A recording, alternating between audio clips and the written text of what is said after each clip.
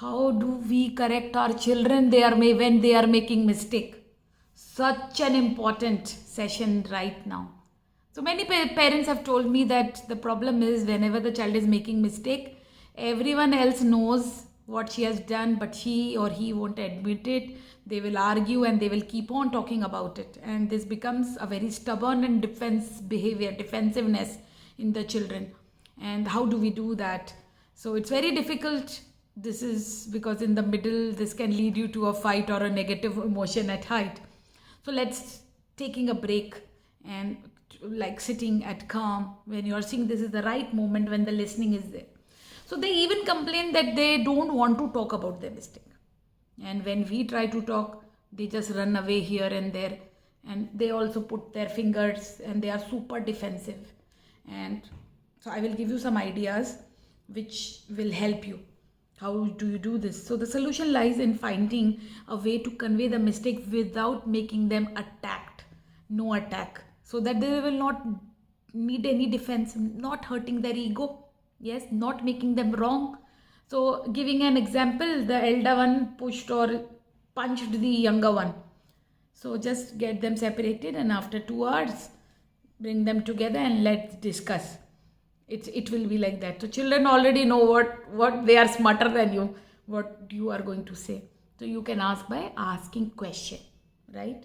I want to talk to you about your brother's fight, what you had.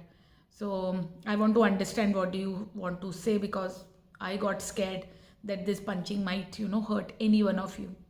So see the tone, see the body language, see the choice of words. And here you should know one thing, that the if you will ask me, the words are 7% and the tone is 38% and the body language is 56%. So secondly, empathize. One of the best ways to offer understanding is empathizing the behavior, and there's an explanation for the behavior which includes the intention, the emotion which was there, and like this you can find a decent explanation of that behavior and making it socially accepted. Like for example, in this case only, I understand why you hit your brother. You really got angry. I know he was calling you monkey, donkey, whatever it is, and I saw that he was throwing the notebook on you. Is there any other reason why you had hit your brother? Then the child will open up. The child will say, until you have a right reason on the table, what you have been actually witnessing and why you are having this conversation, the intention of the conversation, which is for everybody, which is important. So here I don't have to defend myself, and we all are in the same pace, and here nobody is wrong. For example, in this case, you got to the child and you tell him that don't hit your brother and stop torturing because you are so... This will not work. All these reasons are negative reasons. It's like you are saying to the child that the behavior is bad, you are a bad person, and nobody would like to be a bad person. So this is to be avoided. Third, normalize it. We need to feel like good people who are accepted by the other people, and nobody likes to be feel alone or singled out. So just because you have to accept being normal. So in the discussion with the child, tell them it's okay, everyone fights. I also fought as a sibling. This is a very common thing. Tell a story and keep on normalizing and taking them into a deeper introspection. In our childhood, I used to fight a lot with that uncle, and once I punched him. For most mistakes, you can also tell your mistakes, and you will surely find a mistake. So this is ultimate normalization, the third thing, because you are not talking to the child about moral high grounds and making them feel included. You are talking about with participation, and you are also sharing what you did. So why are you so violent, and what is it with you?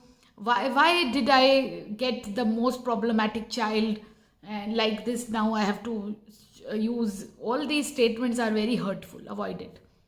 So avoid all these causes. Fourth one, very important, is isolate the mistake from the person as much as possible.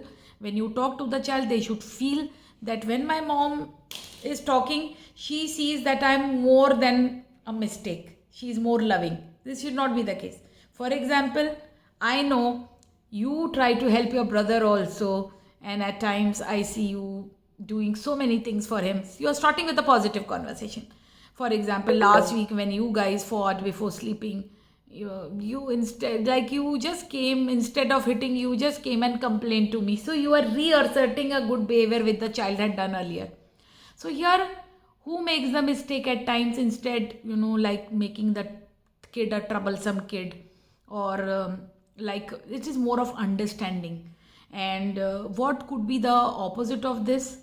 It can be over generalizing the negative label. Why do you always need to fight? Stop being angry at everybody and everyone at all time. You should help your brother. And can you see, these are suffocating to hear for anybody. And here the child will also play defense with you. So avoid it. So these are points wherein, of course, the situation is very complex and you have to be very creative as per what you are choosing to do at that moment. But when the child is getting very defensive, if you understand this, that you have to convey something to your child, channelizing, transfer your all these wisdom, what I have given you, all these 4 points, with slow and gradual practice, and keep on practicing till the time this becomes your parenting behavior, the positive parenting practice. It comes in you, it sinks in you.